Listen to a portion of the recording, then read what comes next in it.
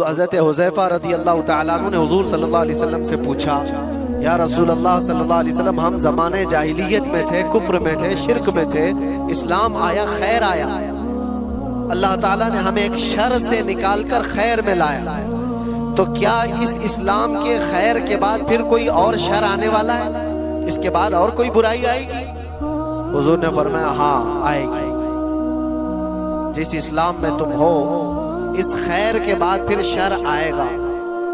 اس صحابی نے فرمایا کیا وہ شر جو آئے گا، وہ برائی جو آئے گی، اس کے بعد پھر کوئی خیر نہیں آئے گا؟ حضور نے فرمایا آئے گا۔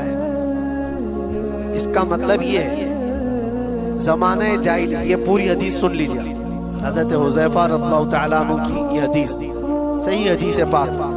پہلے انہوں نے پوچھا ہم زمانہ جاہلیت میں تھے، کفر و شرک میں تھے، اسلام میں آئے تو ایک برائی سے نکل کر خیر کی طرف آئے، اب پوچھا کیا اس خیر کے بعد پھر کبھی اور کوئی برائی آنے والی ہے، شر آنے والا ہے؟ حضور نے فرمایا ہاں آنے والا ہے۔ اس شر کے بارے میں کیا کیا حضور نے فرمایا وہ بھی بتاتا ہوں، لیکن حضرت حذیفہ نے اس کے بعد کا بھی پوچھا، کہا وہ شر جب آئے تو کیا اس کے بعد پھر کوئی بھلائی آئے گی کہ نہیں آئے گی، خیر آئے گا کہ نہیں؟ حضور نے فرمایا ہاں آئے گا۔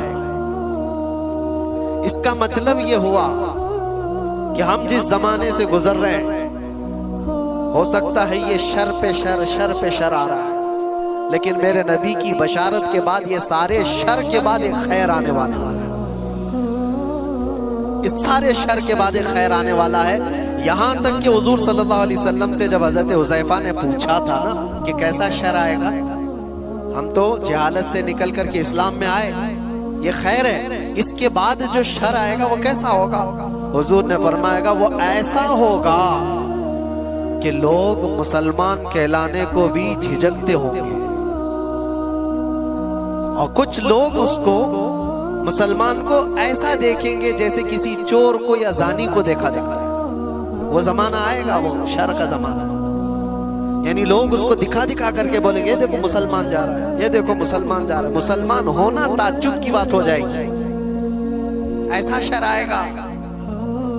اور یہاں تک کہ حضور صلی اللہ علیہ وسلم فرماتے ہیں جیسے زانی کو لوگ حقارت سے دیکھتے ہیں، ایک سچے مومن کو ایسا دیکھا کریں گے۔ یہ زمانہ آئے گا، تم شرمانا مت کہ لوگ مجھے اوپر سے نیچے ایسے تاڑتے ہیں، اتنا گھورتے ہیں، اتنا دیکھتے ہیں، تم مومن ہوگے تو دیکھیں گے ضرور، اور دیکھے جاؤ گے تم۔ ان کے دیکھنے پر میں اپنا امامہ کیوں اتاروں، ان کے دیکھنے پر میں اپنی داڑھی کیوں نکالوں، بلکہ وہ گھور گھور کے ہمیں بتا رہے ہیں کہ ہم مومن ہیں۔ وہ شر کا زمانہ آئے گا کہ لوگ تعجب سے دیکھا کریں گے، مومن کو تعجب سے دیکھیں گے اور تانا بھی ماریں گے کہ یہ دیکھو بڑا مومن بنتا ہے، یہ بڑا مسلمان لگتا ہے۔ ابھی وہ زمانہ اتنا زیادہ عام تو نہیں ہے، لیکن نمازیوں کو تو تانا دیتے ہیں، ٹوپی والوں کو، داڑھی والوں کو، امامے والوں کو تو تانا دیتے ہی ہیں۔ حضور کی سنت پر جو آتا ہے اس کو نہیں لوگ مذاق میں لینے لگ جاتے ہیں۔ یاد رکھنا کفار و مشرکین جو مذاق کر رہے ہیں وہ تو جہنم میں جائیں گے، لیکن کوئی مسلمان اگر حضور کی سنتوں کا مذاق کرے گا تو دائرہ اسلام سے خارج ہو گئے، اس نے کفر کیا ہے۔ حضور پاک صلی اللہ تعالیٰ علیہ وسلم کی سنت کو ہلکا جاننا کفر ہے۔ اب سنو، اتنا ہی نہیں، اس شر کے بارے میں حضرت حذیفہ نے جو پوچھا تھا، یہ خیر کے بعد جو شر آئے گا، برائی آئے گی، وہ کیا کیا ہوگی؟ حضور نے فرمایا ایسا ہوگا کہ ہتھیلی پر انگارہ لے کر کھڑا ہونا آسان ہوگا، مسلمان بن کر کے رہنا اور مشکل۔ مفہوم حدیث بتا رہا، ایمان پر قائم رہنا اتنا مشکل ہو جائے گا، ہتھیلی پہ جیسے انگارہ لے کر کھڑا ہونا مشکل ہے۔ ایسا ہی ہے آج، امانت کے ساتھ برقرار رہنا، نظروں کی حفاظت کے ساتھ قائم رہ جانا، حضور کی سچی محبت، عقیدت اور ان کی الفت کے ساتھ اس زمانے میں جی لینا اپنے ہتھیلی پہ انگارہ رکھنے سے کم نہیں ہے۔ یہ کم نہیں ہے میرے عزیزوں، بڑی آزمائشیں ہوتی ہیں۔ لوگ نعرے لگا کر کے سمجھتے ہیں کہ آسان ہے، شاعر نے یہ کہا تھا یہ شہادت گہے الفت میں ہے قدم رکھنا، لوگ آسان سمجھتے ہیں مسلمان ہونا، قدم قدم پر شہادتیں قربانیاں ہیں۔